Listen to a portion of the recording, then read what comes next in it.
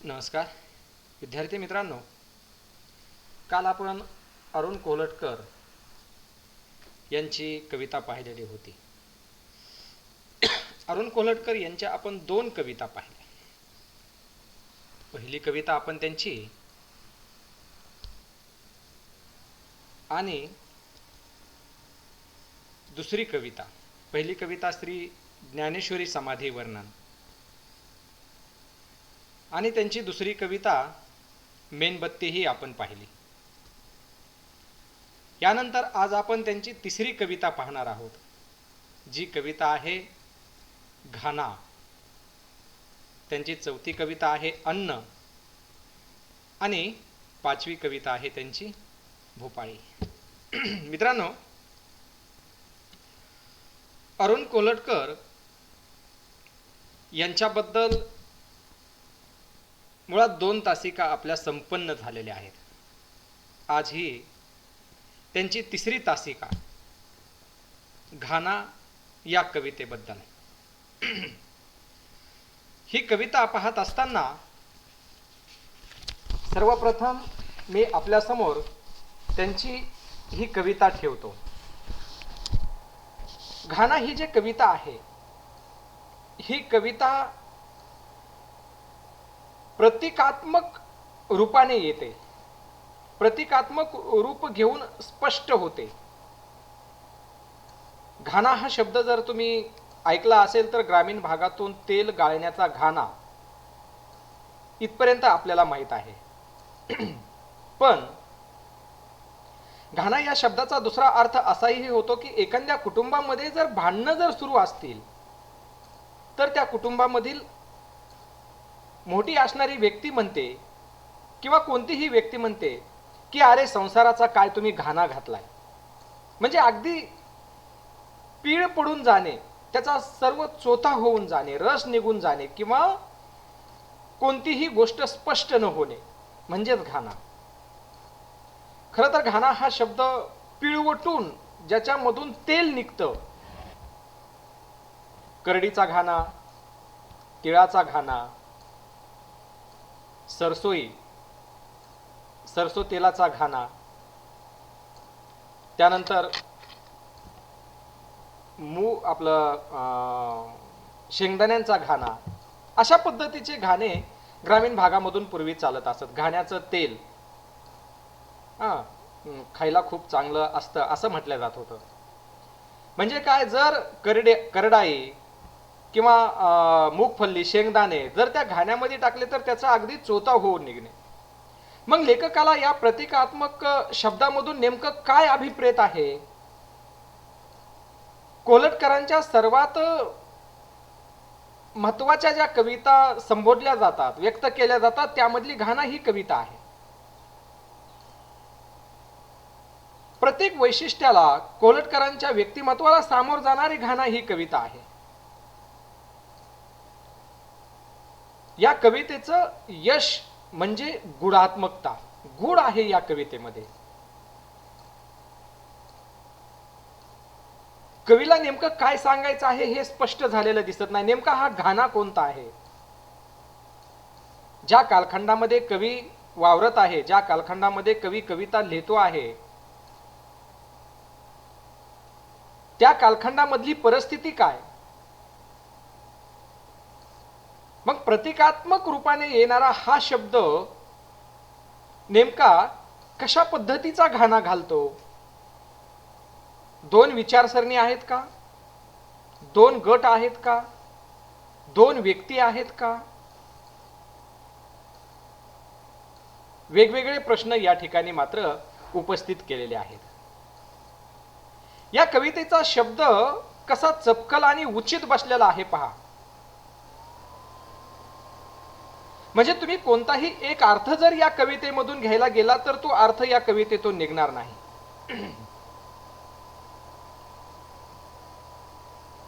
ज्या पद्धतीने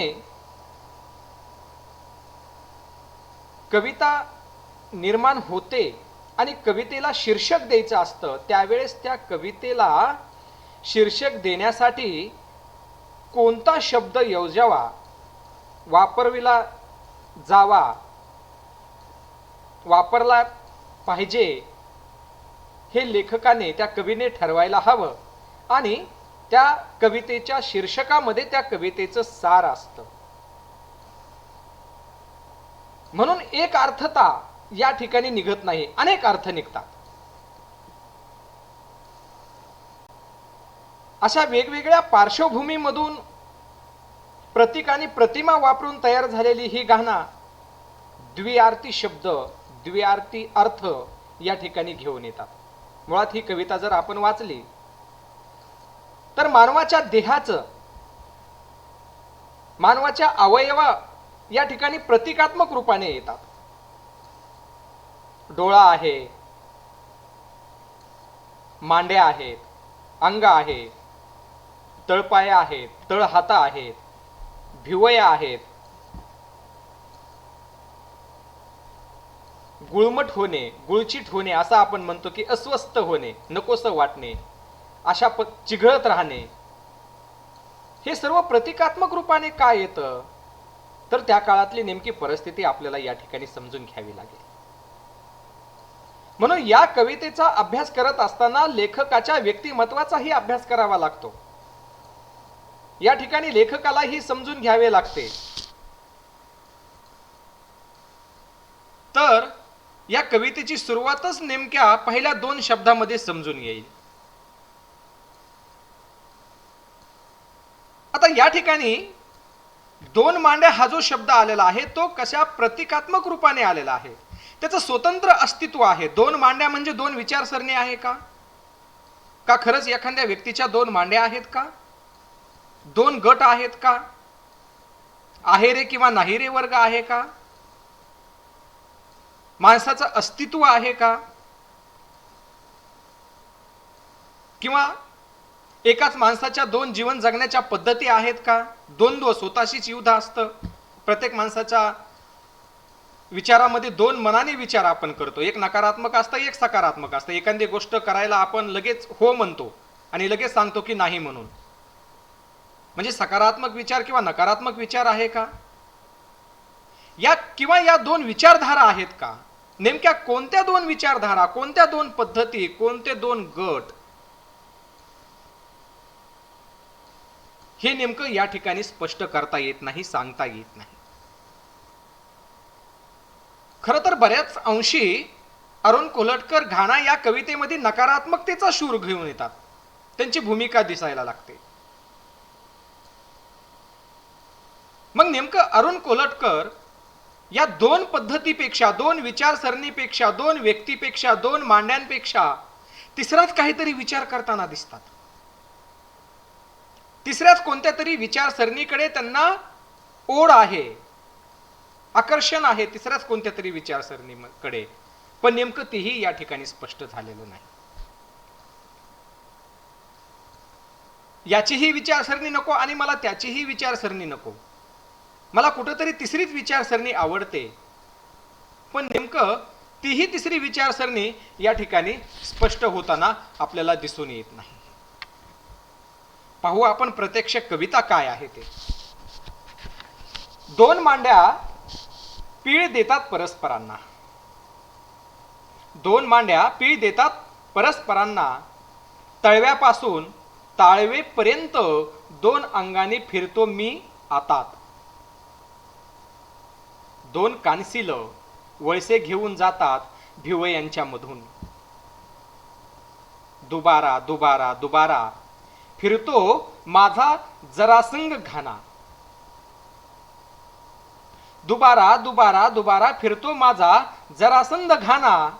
छाताडात घुसलेला ऊस कडकडतो अनाथ नंत चिपाड.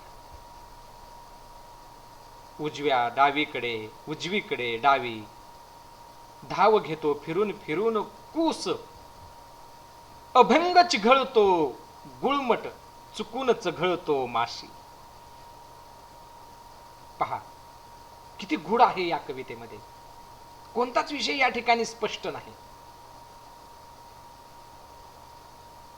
या ठिकाणी आपली भूमिका स्पष्ट नाही केलेली. म्हणून सुरुवातीच्या 2 तासिकेमध्ये सांगितलेलं होतं की मराठी, हिंदी, इंग्रजी भाषेवर प्रचंड प्रभुत्व असणारा हा कवी आहे. माणसाचं जीवन जगणं, माणसाचे प्रश्न, यापेक्षाही तो माणूस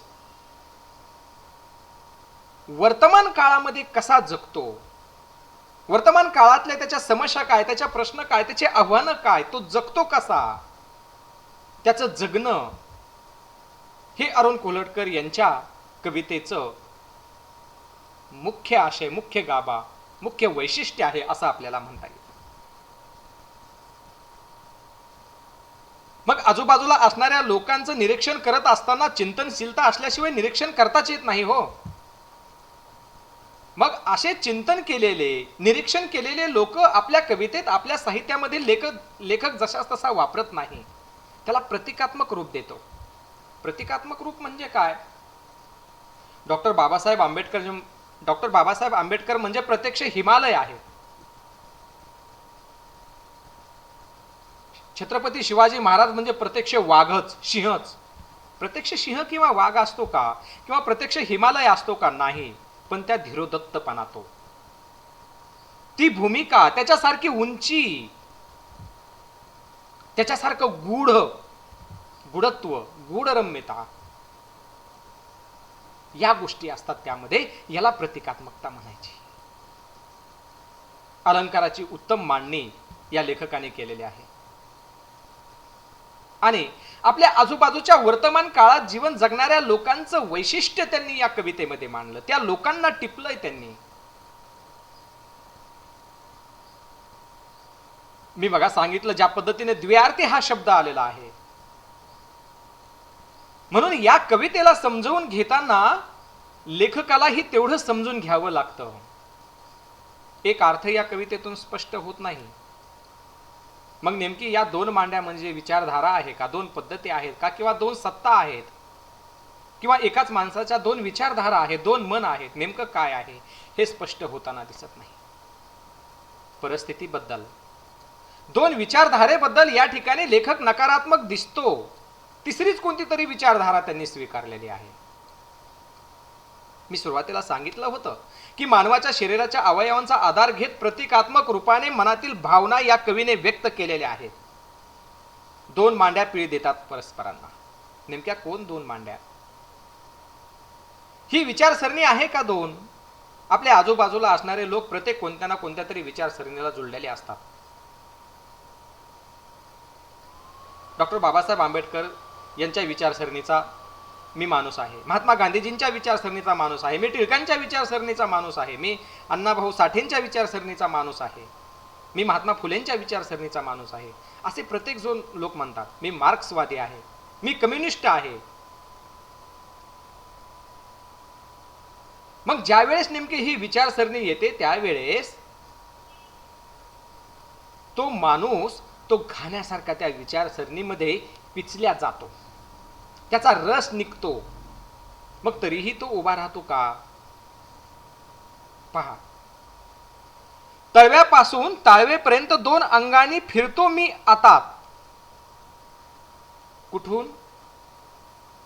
तळव्यापासून, पायाच्या तळव्यापासून ते ताळवेपर्यंत, हाताच्या ताळव्यापर्यंत दोन्ही अंगाने तो अस्वस्थ आहे, फिरतो आहे. नेमकं त्याला हाती लागत नाहीये या समाजामधलं काय पाहिजे ते.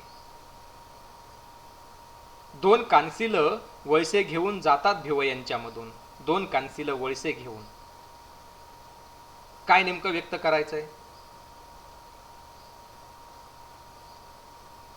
म्हणजे एखादी दृष्टी पाहणारी असते, एखादी घटना तो पाहतो, पण हे पाहत असताना आपण कानोसाही घेत असतो तो. मग परत पुढच्या ओळीमध्ये म्हणतो की दुबारा दुबारा दुबारा फिरतो माझा जरासंध घाना. परत परत परत परत परत परत मी त्याच गोष्टीमध्ये फिरत आहे. नेमकं मला काय पाहिजे ते माझ्या हाती लागत नाही. नेमकी मला माझी वाट सापडत नाही. मी परत परत त्याच गोष्टीमध्ये फिरत राहतो. ज्या पद्धतीनं घाण्यामध्ये इकडून ऊस टाकला तर त्याचं पाचट होऊन परत तिकडून टाकल्या जातो. मग खरंच भारतीय समाज व्यवस्थेची अशी अवस्था झालेली आहे का? किंवा या तरुणांची अशी अवस्था झाली का नेमकं आपल्याला आपला रस्ता मिळत नाही, आपल्याला सापडत नाहीये, नेमकं आपल्याला काय पाहिजे ते आपल्या हाती लागत नाहीये. एखाद्या वादळामध्ये सापडल्यासारखी आपली गती झाली आहे का या माणसांची? नेमका आपला प्रवास कोठून आणि कोणीकडे आहे हे आपल्याला माहित आहे का, हाही प्रश्न निर्माण होतो. आपल्या अभ्यासपत्रिकेमध्ये केशवसुतांची पहिलीच कविता आहे कोणीकडून कोणीकडे, कोणीकडून कोणीकडे, इकडून तिकडे, तिकडून इकडे, म्हणती इकडे, कोणीकडून कोणीकडे. कुठून जायचंय नेमका, आपला प्रवास नेमका कुठून आलेला आहे, कुठे जायचंय नेमकं आपल्याला, नेमकं आपल्याला काय पाहिजे. खरंच अशा वादळामध्ये अनेक प्रश्नांमध्ये आपण गुणात्मक पद्धतीने सापडलो आहोत का, हा मोठा प्रश्न या ठिकाणी आहे. म्हणून कवी म्हणतोय, दुबारा दुबारा दुबारा फिरतो माझा जरा संद खाना. परत परत परत परत तीच गोष्ट चघळल्यासारखी. आपण म्हणतो ना एखाद्याला, अरे एक एकच गोष्ट परत परत काय चघळायला, परत परत तीच गोष्ट तू काय सांगायला, असंही आपण म्हणतो. कशा पद्धतीने छाताडात घुसलेला ऊस कडकडतो अनाध्यनंत चिपाड. ज्या पद्धतीमध्ये तुम्ही ते रस काढणारी मशीन जर पाहिली, जसा ऊस घुसवल्या जातो आणि एकदम पिचून त्याचं पाचट होतं, त्याच्यातला रस सगळा निघून जातो आणि तो पांढरा फट्ट पडतो, कडाडतो तो रोस, ऊस मध्ये घातल्या घातल्या कडकड वाचतो. तसं माझी अवस्था काय आहे, जेव्हा माझ्या हाताला काहीच लागत नाही तेव्हा छाताडात घुसलेल्या ऊसासारखा मी कडकडतोय. असं वाटतंय की काहीतरी माझ्या छाताडामध्ये घुसतंय, फुटती माझी छाती, डोकं भन्न होतंय. अशा पद्धतीची दिशा नसणाऱ्या माणसांची अवस्था झालेली आहे का. मग रात्री झोपताना काय कवीची अवस्था होते, उजवी डावीकडे उजवीकडे डावी. पहा, लगेच फिरतो. झोप जर येत नसेल माणसाला तर डावीकडून उजवीकडे, उजवीकडून डावीकडे आणि परत डावीकडे, परत उजवीकडे, सतत रात्रभर कूस बदलत राहतो. धाव घेते फिरून फिरून कूस. काय करते, परत परत कूस बदलत राहतो. म्हणजे डोक्यातले सतत चालणारे विचार, चिंता जर सतावत असेल, डोक्यामध्ये जर अनेक प्रश्न असतील तर रात्री झोपही लागणार नाही.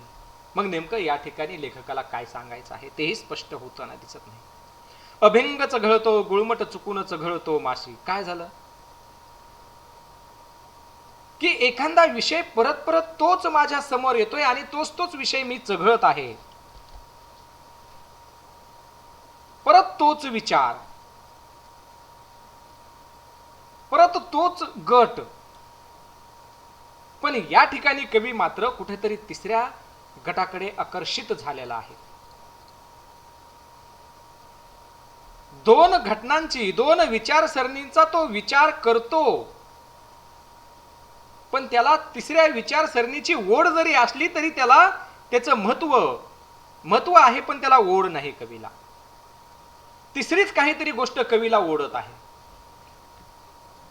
मग ही नेमकी तिसरी गोष्ट म्हणजे काय आहे, जीवन पद्धती आहे का. एखादी विचारधारा जेव्हा मी स्वीकारतो तेव्हा मला ती चुकून माझ्याच माती चघळण्यासारखी वाटते. नेमकी ही तिसरी विचारधारा कोणती आहे तेही कवीने स्पष्ट केलं नाही, पण मी ते चघळतोय, ती माझ्या माथी मारल्यासारखी या ठिकाणी झालेली आहे. मग कवी या कवितेत आपल्या मनातील भावना स्पष्ट देताना दिसत नाही. गूढ या कवितेचं यशच असं आहे की कवीने कोणतेच उत्तर दिलं आहे, गुढात्मकता, गूढरम्यता या कवितेमध्ये ठेवलेली आहे आणि ती जाणवते. जरी शारीरिक अवयवांचा आधार घेत ही कविता समजून घ्यावीशी वाटली तरी ते एवढं सोपं नाही. प्रतिकात्मक रूपाने शरीर अवयव आलेले आहेत. वाचकाला सतत आव्हान देणारी ही कविता आहे. म्हणून प्रतिकात्मक रूपाने यामध्ये कोणते शब्द येतात, दोन मांड्या,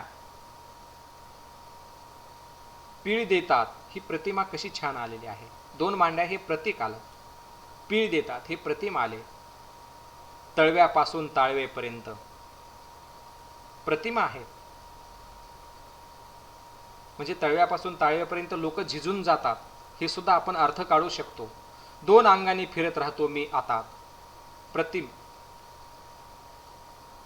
प्रतिमा कशा पद्धतीची आहे. दोन कांसिल प्रतीक आहे.